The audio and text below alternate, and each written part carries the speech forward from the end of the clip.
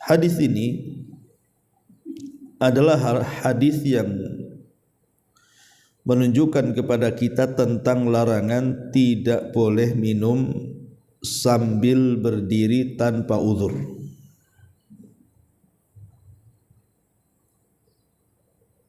Tetapi para ulama ketika membahas tentang larangan dalam hadis ini, apakah kemudian larangan ini sampai kepada tingkat haram? Jadi kalau ibu minum berdiri itu berdosa karena hukumnya haram, ataukah hanya sekedar makruh saja?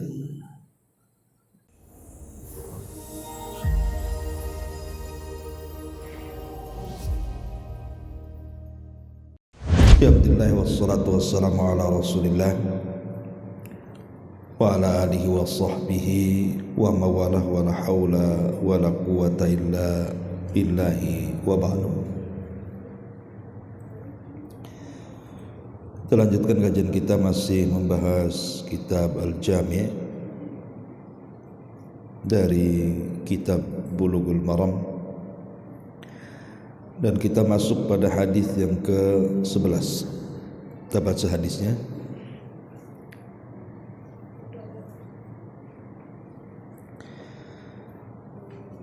Wa anhu radhiyallahu anhu qala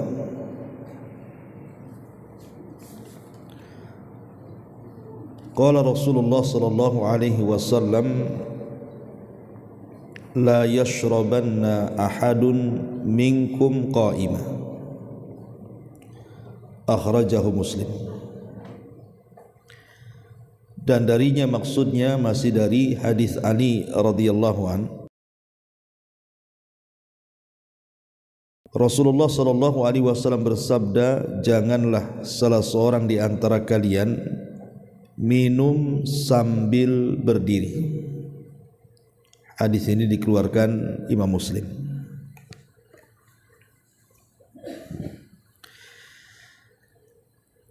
Ma'asyiral muslimat yang dimuliakan Allah Subhanahu wa taala, ada juga riwayat yang semakna dengan hadis ini. La yashrabanna ahadum minkum qa'ima faman nasiya fal yastaqi. Janganlah sekali-kali kalian minum sambil berdiri. Apabila dia lupa maka hendaklah dia memuntahkannya.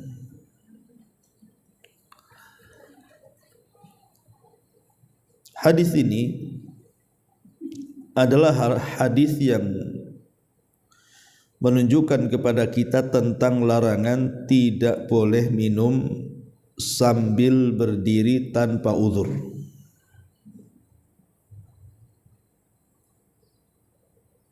Tetapi para ulama ketika membahas tentang larangan dalam hadis ini, apakah kemudian larangan ini sampai kepada tingkat haram?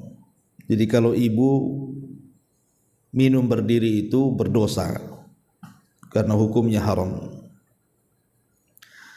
ataukah hanya sekedar makruh saja? Lah Imam Nawawi rahimahullahu taala menjelaskan bahwa minum sambil berdiri itu tidak sampai kepada haram, tetapi hanya sekedar makruh saja. Beliau mengatakan di sini, fadhahaba aktsarul ulama ila anna nahya anis syurbi qa'iman litanzihi la litahrimi. Kebanyakan para ulama bahwa memahami larangan dalam minum berdiri itu hanya litanzih, maksudnya dibawa kepada makruh, la litahrim, bukan dibawa kepada haram. Taib, sebelum kita jelaskan hadisnya, kita akan menjelaskan dulu tentang seputar adab-adab minum dulu, karena ini kan bagian daripada adab minum. Ma'asyiral muslimat yang dimuliakan Allah Subhanahu wa taala, yang pertama yang harus dipahami atau diperhatikan ketika kita minum, hendaklah seseorang minum dengan membaca basmalah. Jadi seseorang makan ataupun minum jangan hanya sekedar minum saja, tetapi juga disunnahkan membaca basmalah. Kemudian juga yang kedua, kalau seandainya ibu dalam posisi rame-rame duduk, kemudian tekonya kan cuma satu, ya gelas banyak, tapi kan tekonya cuma satu, maka sebaiknya ketika menuangkan air minum itu dimulai dari arah kanan dulu, kemudian berkeliling sampai selesai. Karena itu ada hadis Nabi SAW, sakil kauma akhirahum syurban, berilah minum sebuah kaum itu sampai kepada yang terakhir yang minum. Kata ulama ketika memahami hadis ini, maksudnya adalah berilah minum dari sebelah kanan. Ini yang kedua. Yang ketiga, tidak minum dari mulut teko, tapi sebaiknya dituangkan ke dalam gelas. Kenapa demikian? Nabi SAW melarang dalam hadis yang dikeluarkan Imam Muslim, naha Rasulullah SAW an ikhtinathil asiqqa an yashraba min afwahiha. Nabi SAW melarang tidak boleh minum dari sisi pecahan atau retakan gelas, dan tidak boleh langsung dari mulut bejana ketika minum. Kenapa demikian, Bu? Tentu ada alasannya. Ya, kok orang tidak boleh minum langsung dari mulut teko itu, kok kenapa? Ini kan teko aku, bukan teko dia. Terus teranglah kan gitu. Pertama, Bu, kenapa dilarang? Karena kan kita tidak tahu dalam teko itu, apalagi tekonya tidak transparan ya. Lain kalau teko gelas, nampak isi airnya kan. Tapi kalau teko-teko zaman dulu itu kan biasanya pakai seng kan, pakai ya semacam seng lah, warna kuning apa gitu kan. Lah kita tidak tahu isi teko itu, barangkali ada binatang-binatang yang masuk ke dalam teko kan. Kemudian ibu minum dari mulut teko, tahu-tahu kemakan pula binatang tuh. Itu satu, ya. Takutnya ada binatang-binatang yang membahayakan. Ya. Kemudian yang kedua, yang namanya mulut teko ini, takut teko itu diminum bersama-sama. Kalau umpamanya kita minum dari mulut teko, boleh jadikan bekas dari mulut kita nanti nempel di teko tuh, Bu. Boleh jadi umpamanya mau menyebarkan penyakit kan, entah lagi flu, entah lagi apa kan, kemudian nempel pula di mulut teko itu, diminum pula keluarganya, nyebar nanti penyakitnya. Ini juga diantara kenapa Nabi SAW melarang tidak boleh minum dari mulut teko. Tetapi kalau memang tekonya transparan, kayak teko gelas gitu kan nampak tuh ada apa-apanya di situ, dan tidak ada yang minum kecuali ibu sendiri dari situ, maka tidak ada masalah. Pertama karena nampak isinya, yang kedua karena memang tidak ada yang minum kecuali ibu di situ. Tapi kalau rame-rame ya sebaiknya jangan. Ini juga termasuk adab masalahnya kan, adab minum. Kemudian juga ada mutanafus fil ina. Kadang ada orang minum itu tidak bernafas, Bu. Main ambil gelas yang jumbo, kemudian ibu minum klek habis gitu ya. Kenapa? Karena ini bukan sunnah. Sunnahnya itu sebagaimana hadis Nabi SAW, beliau itu yatanafas fis syarabi thalathan. Jadi beliau kalau minum itu satu gelas itu dibuat 3 kali. Minum dulu berhenti, minum dulu berhenti, minum dulu berhenti gitu, Bu, ngambil nafas-nafas sedikit-sedikit aja minumnya. Jangan langsung klek habis gitu loh maksudnya, Bu ya. Itu namanya menyelisih sunnah Nabi SAW, karena madorotnya takut keselak nanti, Bu ya. Apalagi orang yang capek, haus, kan biasanya pengen puas tuh minumnya. Bukannya malah kesedap jadi penyakit kan, Bu. Jadi seseorang sebaiknya minum pelan-pelan, berhenti dulu, ngambil nafas, minum lagi. Begitu sunnahnya. Termasuk juga yang harus diperhatikan adalah ada munafhi fil ina. Tidak boleh meniup saat panas. Kenapa? Karena ada hadis Nabi SAW melarang dari Abi Sa'id Al-Khudri radhiyallahu an, naha anis syurbi min sulmatil qadahi wa an yanfukha fis syarabi. Rasulullah SAW melarang minum dari bagian yang retak dari sebuah gelas dan melarang meniup di dalam minuman. Tapi sekali lagi, kalau seandainya ibu lagi makan dengan yang berkuah-kuah gitu ya, entah kuah sayur asem, kuah gulai, rawon, pokoknya intinya ada kuahnya lah. Kan ibu biasanya kalau langsung makan atau minum-minum yang panas, kopi, teh O dan yang lainnya, itu kan membahayakan. Sehingga ada di antara kita ini kadang kalau mau makan minum itu ditiup-tiup gitu kan. Nah sebenarnya hukum meniup makanan itu sampai tingkat apa gitu ya. Maka ulama mengatakan bahwa meniup dalam makanan itu tidak sampai tingkat haram, tetapi hanya makruh saja. Tetapi walaupun demikian, kalau memang ada hajat, kata ulama, idza kana hunaka hajatun tad'u ila nafhi fi at-ta'ami aw asy-syarabi li tabridihi.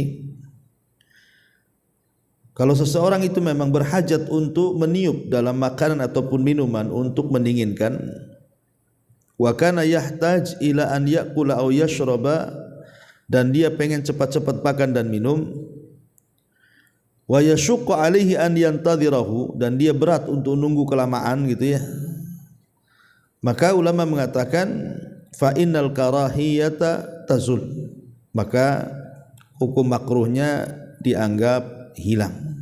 Artinya boleh, Bu ya. Jadi niup itu kalau memang ada hajat, ibu lapar, pengen cepat-cepat makan gitu ya. Sementara nunggu dingin tak ada kipas pula di situ. Ya sudah nggak apa-apa. Ya, kemudian nggak ada pokoknya buku atau apa yang bisa dikipas-kipasin, maka tidak mengapa kata ulama seseorang meniup makanan kalau ada hajat. Ini juga diantara adab makan, adab minum. Kemudian juga adab minum itu termasuk juga asyurbu bi yadil yamin, minum dengan tangan kanan. Ini bagian daripada adab. Karena minum dengan tangan kiri itu adalah minumnya setan.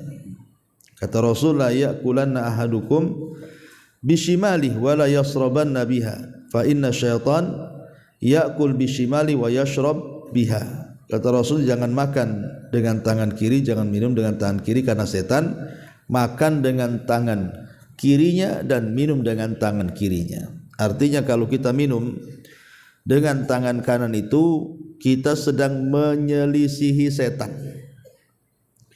Kalau ibu minum atau makan dengan tangan kiri berarti ibu kawannya setan. Tapi kalau menggunakan tangan kanan berarti kita menyelisihi. Maka ini juga pelajaran bagi kita, pendidikan bagi anak-anak, karena biasanya anak-anak kalau dari kecil tidak diarahkan itu sampai besar jadi kidal jadinya. Ini juga penting, Bu, ya. Jangan sampai kalau kita punya anak kecil atau ibu punya cucu nampak makan atau minum dengan tangan kiri, lekas ditegur. Karena itu bentuk penyelisihan terhadap setan, bukan hanya sekedar adab makan minum aja, tidak. Tapi lebih daripada itu kita sedang menyelisihi makan minumnya setan. Kemudian juga di antara adab adalah bersyukur, mengucapkan hamdalah kalau memang kita selesai makan ataupun minum. Kata Nabi SAW, innallaha la yarda 'anil abdi an ya'kulal akalata fayahmadahu 'alaiha aw yashrab asyurbata fayahmaduhu 'alaiha. Kata Rasul, Allah sangat redha, sangat senang kepada hamba ketika dia makan, setelah makan dia memuji Allah. Ketika dia minum, selesai minum dia memuji Allah Subhanahu wa taala. Nah, ini diantara adab-adab yang berkaitan dengan minum. Dan perlu diketahui juga berkaitan dengan minum ini, kita tahu bahwa minum ini salah satu hajat dan kebutuhan manusia. Orang kalau tidak ada air bisa mati, Bu. Tetapi kalau orang tidak makan masih bisa bertahan hidup. Tapi kalau orang tidak ada air, sebentar saja dia tidak akan bisa bertahan hidup. Sehingga minum itu bagian nikmat Allah Subhanahu wa taala terbesar dalam hidup kita.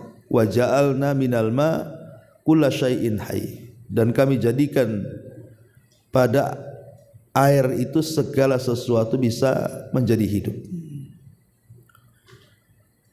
Makanya kalau kita melihat tentang keutamaan sedekah, maka seafdol-afdol sedekah itu adalah sedekah dengan air. Sedekah dengan air. Jadi mana-mana yang butuh air kayak masjid, pesantren, atau mungkin desa-desa, tempat-tempat yang butuh pengairan air minum, kalau kita kemudian berinfak untuk mereka, maka itu seafdol-afdolnya sedekah. Kata Nabi SAW, afdolus sadaqah sadaqatul ma'. Seutama-utama sedekah adalah sedekahnya air. Makanya pernah satu hari Imam Hakim itu yang mengarang kitab Mustadrak, kemudian biasa disebut-sebut kalau kita membahas hadis Nabi mesti di belakangnya kan rawahu Hakim, rawahu Tirmidzi, rawahu Muslim, rawahu Bukhari. Pokoknya dia adalah seorang pengeluar hadis, Imam Hakim ini. Jadi satu hari Imam Hakim ini, Bu, sakit, ada luka di badannya. Dan dia sudah berusaha untuk mencari pengobatan ke sana kemari, tapi Allah takdirkan juga tidak sembuh-sembuh. Akhirnya satu hari dia hadir di majelisnya Imam Sabuni, hadir di majelis Al-Imam As-Sabuni. Maka selesai pengajian, selesai ta'lim, maka Imam Hakim ini datang kepada Imam As-Sabuni, kemudian mengadukan penyakitnya dan mengatakan, ya Imam, saya ada sakit di badan saya, luka yang tidak pernah kunjung sembuh. Bisa enggak kau minta jamaah yang hadir di majelis taklim kamu ini mendoakan akan kesembuhan aku? Akhirnya kemudian Imam As-Sabuni meminta jemaahnya yang hadir di situ, baik yang laki-laki atau yang perempuan, agar sama-sama mendoakan sakitnya Imam Al-Hakim ini. Tiba-tiba kemudian selang beberapa hari ada seorang wanita yang hadir di majelis taklim itu bermimpi malamnya, bahwa dalam mimpinya dia berjumpa dengan seseorang yang mungkin itu mimpi baik dari malaikat gitu ya. agar menitipkan pesan kepada Imam Hakim, kalau dia ingin sembuh penyakitnya maka sedekahlah dengan air. Akhirnya wanita ini kemudian menyampaikan perkara mimpinya kepada Imam As-Sabuni untuk disampaikan kepada Imam Hakim. Maka kemudian Imam Hakim pun menyarankan atau berusaha melakukan apa yang disarankan oleh Imam As-Sabuni agar bersedekah dengan air supaya sembuh penyakitnya. Akhirnya kemudian dia pun berusaha mencari desa yang sangat berhajat kepada air. Kemudian dia menggali sumur di situ. Kemudian dia sedekahkan airnya kepada warga desa yang ada di situ. Lah selang beberapa waktu setelah peristiwa itu, subhanallah, Allah sembuhkan untuk penyakitnya Imam Hakim. Makanya Nabi SAW mengatakan apa? Tadawaw mardakum bisadaqah. Kasih carilah kesembuhan bagi orang sakit di antara kalian dengan sedekah. Jadi dari sini kita tahu bahwa air itu adalah seafdal-afdalnya sedekah. Dan hal yang sama terjadi kepada seseorang yang datang kepada Abdullah ibn Mubarak. Dia pun sakit orang ini. Kemudian dia mengadu kepada Abdullah ibn Mubarak akan sakit yang diderita yang lama sembuh tuh. Maka Abdullah ibn Mubarak menyarankan agar dia sedekah dengan air. Setelah dia sedekah dengan air, tiba-tiba Allah sembuhkan. Nah itu kan bagian daripada sebab, ya kan? Tetapi kita lihat di sini kita tidak berbicara soal cerita sembuhnya, tetapi kita bicara soal airnya. Bagaimana manfaat air itu luar biasa. Sampai-sampai kemudian dijadikan oleh para ulama sebagai afdal as-sedekah, sedekah yang paling utama, bahkan bisa dijadikan tawassul untuk kesembuhan. Karena tawassul dengan amal saleh, ya. Ini diantara yang harus dipahami soal keutamaan air ini. Ya baik sifatnya, ya kalau sekarang kan ada dibuatkan sumur bor ataupun sumur biasa, atau mungkin sekarang kan ada ATB, udah masjid ini saya yang bayar ATB-nya atau saya yang pasang ATB-nya, ya. Dan begitu seterusnya. Tapi walaupun demikian Bu, bicara soal minum ini yang harus Ibu pahami, ada di sana minuman-minuman yang haram.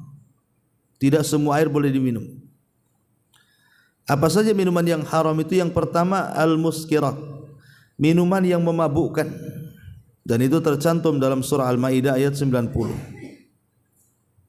Innal khamra wal maisir wal ansab wal azlam rijsun min amali syaitan fajtanibuhu la'allakum tuflihun. Ingat bahwa khamr itu bagian daripada amal setan, tinggalkan agar kalian beruntung. Ini yang pertama, jangan minum khamr, haram hukumnya. Kemudian yang kedua, jangan minum racun. Minum racun seperti orang yang bunuh diri, minum racun, haram, tak boleh. Karena Rasul mengatakan la dharara wala dhirar, tidak boleh menyakiti diri sendiri dan tidak boleh menyakiti orang lain. Tak boleh. Badan ini milik Allah, bukan milik kita. Jangan disakiti dengan minuman racun, racun serangga, racun tikus, racun kecoa, macam-macam diminum dia, tak boleh. Kemudian yang ketiga an-najasat, air najis tidak boleh diminum. Air najis itu tidak boleh diminum. Kemudian juga termasuk laban al-jalalah. Jadi laban al-jalalah adalah air susu yang dihasilkan dari hewan yang disebut jalalah. Jalalah itu hewan yang dibesarkan dari makanan-makanan yang najis. Jadi ada hewan kayak umpamanya ibu naro lele di sepiteng Bu, ya lah, ibu naro lele di sepiteng itu kan lele besarnya kan karena makan kotoran kan Bu. Itu disebut jalalah namanya Bu. Ibu tidak boleh makan lele yang hidup di sepiteng itu, kecuali lele itu kemudian diletakkan di air bersih paling lama 3 hari, paling sebentar 3 hari, paling lama ya terserah. Dikasih makanan bersih dulu, makanan suci dulu, baru mungkin setelah lebih dari 3 hari baru boleh dimakan. Tapi kalau langsung ibu ambil dari sepiteng, langsung digorok kemudian dimakan, itu tidak boleh Bu. Itu namanya hewan jalalah, tidak boleh. Makanya sebaiknya jangan naruh lele di spiteng Bu. Itu maksud pada jalalah. Jadi jalalah tidak mesti ini contoh saja, jalalah itu apa gitu ya. Nah, termasuk juga kalau ada kambing, ada unta, ada sapi, dia makan kotoran yang najis, maka itu air susunya tidak boleh diminum tuh. Itu namanya labanul jalalah, namanya tidak boleh. Termasuk juga seseorang minum dari hewan yang campuran, hewan campuran, yang satu haram bapaknya atau ibunya suci umpamanya. Ya contoh sajalah walaupun mustahil. Bapaknya anjing, ibunya kambing. Itu anaknya jadi apa tuh? Ya. Jadi si kambing ini hamil karena dihamili si anjing. Itu namanya kan hewan yang berbeda ya, yang satu halal yang satu haram kan Bu. Nah, ini kalau ada turunan-turunan kayak gini Bu, maka ke bawahnya nggak boleh diminum air susunya. Nah, ini juga nggak boleh juga sama. Kemudian juga termasuk larangan adalah minum di bejana emas atau perak. Nah, itu juga harus dipahami. Nggak boleh minum di bejana emas ataupun perak. Taib masyarul muslimat yang dimuliakan Allah Azza wa Jalla. Kemudian ada air-air yang sifatnya khusus, seperti ibu minum air susu. Air susu ini kan ada hukum-hukumnya kan Bu. Apa saja sunnah-sunnah minum air susu itu? Pertama, ya biasalah baca basmalah umum ya. Karena memang setiap makan minum itu dianjurkan baca basmalah. Kemudian yang kedua, berdoa setelah minum. Doanya Allahumma barik lana fihi wa zidna minhu. Allahumma barik lana fihi wa zidna minhu. Ya Allah, berkahilah kami karena susu ini dan tambahkan kami darinya. Ini berdoa setelah minum air susu. Kemudian yang ketiga, berdoa kepada orang yang memberikannya. Jadi kalau ada orang yang memberikan susu kepada ibu, kemudian orang itu, maka ibu harus mendoakan orang yang ngasih susu itu. Allahumma barik lana fihi wa at'imna khairan minhu. Ya Allah, berkahi kami karena makanan ini dan berilah kami makanan yang lebih baik darinya, dan berkahi orang yang telah memberinya. Kemudian juga disunahkan berkumur-kumur Bu, karena Rasul mengatakan innalahu dasman, sesungguhnya susu itu memiliki lemak. Makanya kalau harus minum susu, ibu mau sholat mau apa, berkumur-kumur, itu sunnah ya. Nah, kemudian juga ada air yang memang memiliki hukum khusus seperti air zam-zam. Nah, itu juga memiliki hukum khusus Bu, air zam-zam itu. Dan disunahkan kalau minum menghadap kiblat gitu ya, kemudian baca basmalah, dan jangan lupa banyak-banyak berdoa. Dan boleh seseorang itu minum air zam-zam sepuasnya ya, sambil berdoa, karena memang Rasul mengatakan ma'uz zamzam lima syuribalahu, air zam-zam itu dikabulkan kepada setiap doa para peminumnya. Jadi ibu kalau habis umroh bawa zam-zam kan gitu ya, jadi ibu bisalah untuk minum di rumah sambil berdoa gitu ya, karena itu doa air zam-zam peminumnya pasti akan dikabulkan. Masyaallah muslimat yang dimuliakan Allah Azza wa Jalla, kembali kepada pembahasan hadis yang kita bahas di sini, bahwa kita dilarang minum berdiri, artinya kita disuruh minum duduk. Kita disunahkan minum duduk, jangan berdiri. Kenapa demikian? Sebab banyak sekali kenapa Nabi SAW melarang ya tidak boleh minum sambil berdiri itu. Rupanya Nabi SAW 14 abad yang silam itu ketika mengatakan la yashrabanna ahadum minkum qa'ima, Janganlah salah seorang di antara kalian minum sambil berdiri. Ini kan alamat dari alamat nubuah, Bu. Ini alamat kenabian. Nabi tahu akan madaratnya minum sambil berdiri. Walaupun Nabi tidak pernah meneliti seperti penelitian yang dilakukan orang sekarang kan, Bu. Orang sekarang kan diteliti, setiap apa yang diucapkan Nabi kan diteliti. Oh, rupanya bahwa orang minum berdiri itu bisa mengakibatkan gangguan sistem pencernaan umpamanya, bisa menjadikan perut kembung, ya, kemudian juga bisa tersedak, bisa gangguan lambung dan begitu seterusnya kan kalau dalam ilmu kesehatan kan, Bu, ya. Bahkan saya pernah ngobrol, Bu, dengan salah seorang ikhwan lah di Batam ini. Dia mengatakan, betul lah Ustaz, kenapa Nabi itu melarang kita minum sambil berdiri itu. Dulu katanya saya sering sakit pinggang, sering sekali sakit pinggang, padahal minum air putih itu selalu katanya orang kalau suruh minum air putih itu suka hilang sakit pinggangnya. Akhirnya kemudian saya terbaca kenapa Rasul melarang tidur sambil minum sambil berdiri. Jadi saya coba, saya tidak pernah minum sambil berdiri, Ustaz, kata dia. Saya pokoknya dalam kondisi apapun pasti saya minum duduk. Lah setelah saya amalkan katanya kan, minum sambil duduk itu, subhanallah, hilang sakit pinggang saya, Ustaz, katanya. Ini pengakuan ikhwan kita kan itu. Ya kita yakin saja insyaallah kan, karena bagaimanapun Nabi SAW ketika melarang sesuatu itu pasti ada madaratnya kan.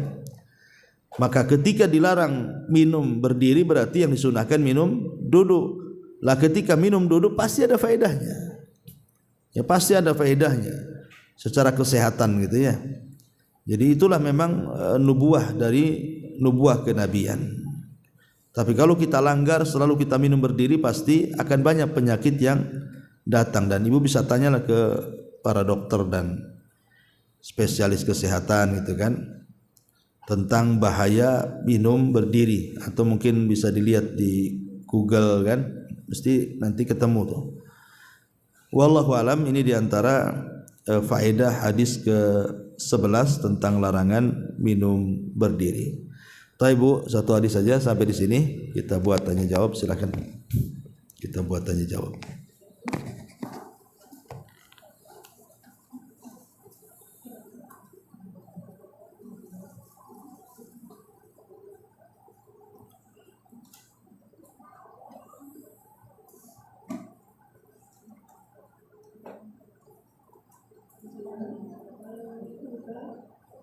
Ya.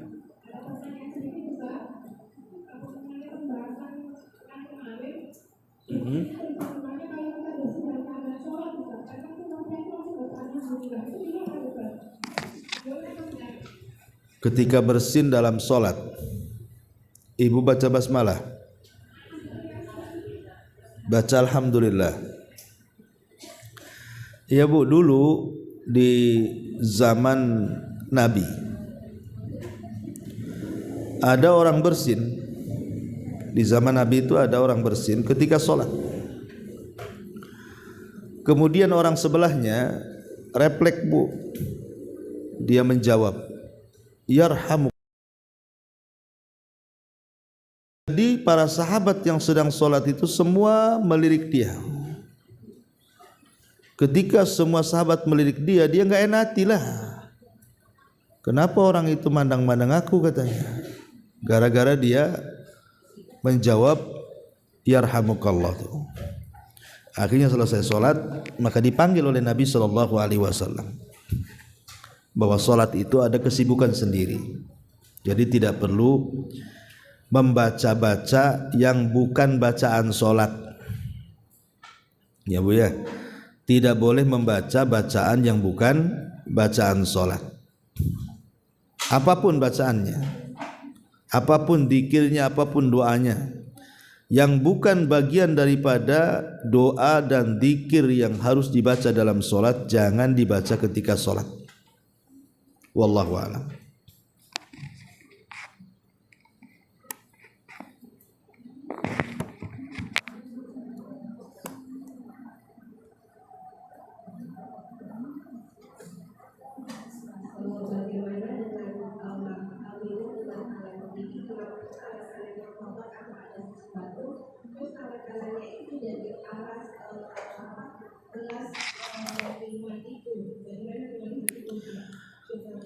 Ya, alhamdulillah.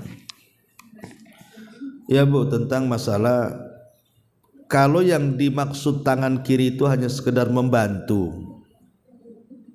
tetap dia tangan kanan yang beraksi. Yang banyak peranan itu tangan kanan. Tangan kiri itu hanya bantu saja. Ya enggak apa-apa, insyaallah. Enggak apa-apa. Tapi yang kemudian kalau banyak bekerja tangan kiri, tangan kanan yang bantu itu tak boleh. Berarti memang dia pakai tangan kiri. Jadi tetap kalau yang ibu katakan sebagai alas tangan kanan, kemudian tangan kiri itu biar gak jatuh karena kotor, ya. Sekarang masalahnya kotornya kenapa Bu? Karena makan, karena ya kalau karena makan aja pegang aja lah. Kan nanti gelasnya dicuci juga Bu.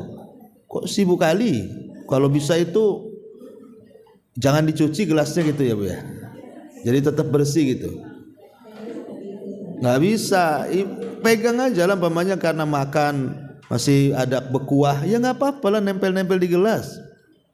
Nanti kan gelasnya dicuci. Nah, jadi nggak ada alasan itu kalau tangan kiri ikut campur itu. Ya nggak apa-apa kalau tangannya kotor. Langsung aja pegang gelas, insya Allah nanti kan gelasnya akan dicuci juga, sebaiknya begitu. Wallahu a'lam.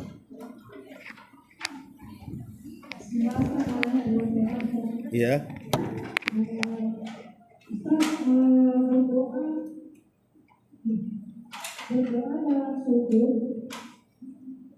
Kalau bahasa Arab, tapi bukan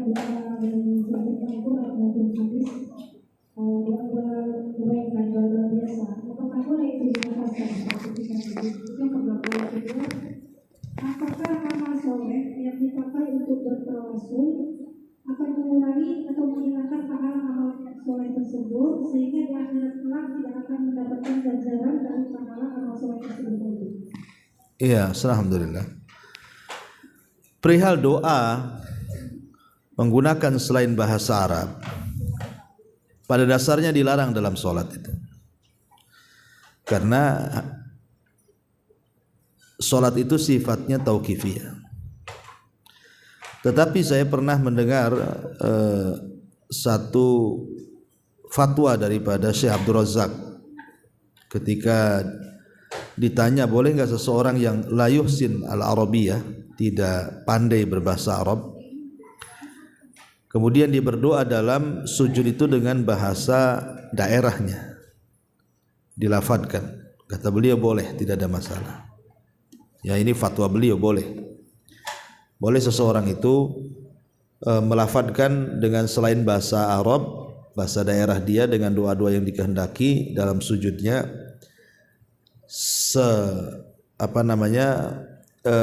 Kalau memang dia tidak la yuhsin al-arabiyah, memang dia tidak pandai dan tidak bisa berbahasa Arab, maka tidak mengapa. Tapi kalau bisa bahasa Arab jangan, kan dia bisa bahasa Arab. Ini yang pertama. Yang kedua, apakah tawasul dengan amal soleh akan mengurangi pahala amal soleh? Tidak. Amal soleh itu Bu, jangan dikiaskan dengan uang di dompet Bu. Kalau uang di dompet dibelanjakan habis lama-lama tinggal dompetnya kan. Tapi amal soleh tidak. Dibelanjakan amal soleh itu tetap aja dia nilainya.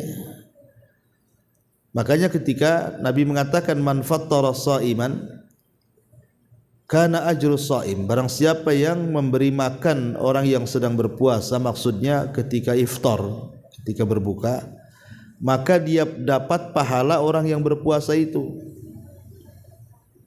Bukan diartikan berarti pahala orang yang berpuasa pindah ke kita yang ngasih makan iftar. Nanti nggak ada orang yang mau makan makanan kita kan? Oh nggak mau lah, gitu. Nanti pahala saya habis diambil kalian. Nggak begitu. Pahala kita tidak berkurang, tetapi pahala yang sama diberikan kepada orang yang ngasih iftar. Jadi kalau pahala itu tidak akan berkurang. Bahkan pada hari kiamat justru balasannya jauh lebih berlipat ganda lagi. Wallahu a'lam.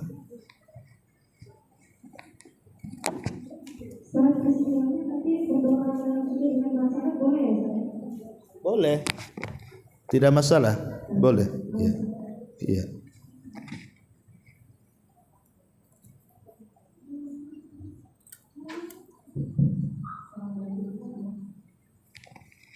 Waalaikumsalam.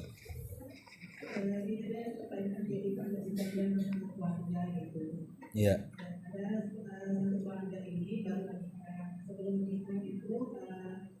Istrinya itu sudah mempunyai 2 orang anak dan suaminya mempunyai anak juga dari istri yang sebelumnya.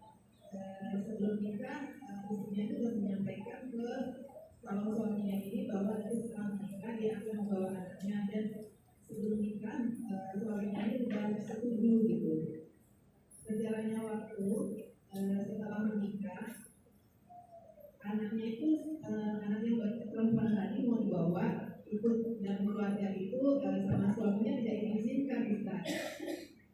Jadi anaknya itu disuruhnya tinggal bersama ibu mertua, mantan mertuanya gitu, bersama bapaknya, tapi bapaknya itu sudah bekerja di luar daerah. Jadi dipertanyakan ini Ustaz, tindakan apa yang seharusnya, apakah harus kembali mengurus anaknya atau ikut bersama suami yang baru ini? Maksudnya cerai gimana? Ya, suami yang pertama itu cerai Ustaz. Jadi meninggalkan 1-2 anak. Iya, maksudnya dengan suami yang kedua ini kan suami kedua menolak anaknya. Ya, belum cerai statusnya Ustaz. Oke. Ya, sebenarnya sih salah, suaminya salah. Tidak perlu ada perjanjian di pranikah yang seperti itu, karena itu bagian kewajiban dia. Jadi itu kan namanya perjanjian pranikah kan Bu. Sebenarnya tidak perlu hal-hal yang merupakan kewajiban setelah nikah itu tidak perlu diperjanjikan. Seperti mamanya seorang janda menikahi duda atau sebaliknya, kemudian masing-masing bawa anak. Lah anaknya itu sudah dianggap anak dia karena yang satu menikahi bapaknya, yang satu menikahi ibunya. Tidak mungkinlah kita hanya ingin ibunya nggak mau anaknya, atau ingin bapaknya tidak mau anaknya. Nggak begitu, karena Nabi SAW juga banyak menikahi janda, ada yang punya anak, ada yang tidak. Seperti contohnya kasus Ummu Salamah. Ketika Ummu Salamah mengatakan, ya Rasulullah, anak-anakku banyak, tapi Rasul mengatakan, anak-anakmu anak-anakku juga. Jadi Nabi SAW menganggap walaupun itu anak dari bawaan istrinya, tetap dianggap anaknya. Harusnya kan seperti itu. Tidak boleh dia hanya pengen ibunya, tidak mau anaknya. Ini yang pertama. Yang kedua, kalau itu merupakan perjanjian pranikah, dikuatkan kan itu. Dan ketika sebelum menikah memang ada perjanjian seperti itu, dan calon mau setelah menikah kemudian tak mau, maka ini boleh menjadi alasan seseorang itu membatalkan pernikahan. Boleh. Dulu kan waktu sebelum nikah kita sudah janji, kalau menikah orang tua ikut karena sudah tua. Kok sekarang udah nikah orang tua tak boleh ikut? Saya nggak maulah, karena saya harus ngurus orang tua umpamanya. Nah, itu boleh dijadikan alasan untuk bercerai. Ya, termasuk juga kalau sampai anak-anak ini terlantar. Kalau anak-anak ini terlantar, maka berdosa kan, berdosa ibunya karena mencarikan bapak yang tidak soleh, dan berdosa juga bapak bawaannya karena dia tidak bertanggung jawab kepada anak bawaan istrinya.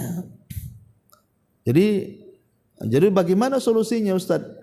Ya solusinya coba bicarakan lagi dengan suami yang sekarang ini.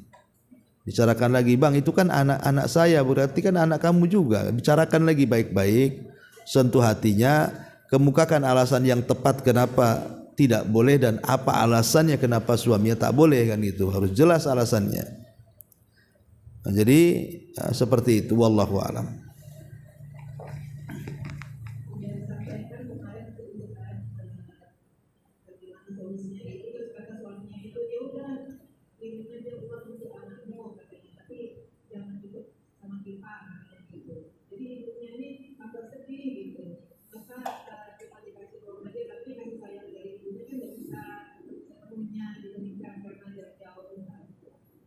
Iya, kan sebenarnya kan kalau dia itu kembali kepada gini Bu, ketika bercerai dengan suami yang pertama itu kan ada namanya hak asuh Bu.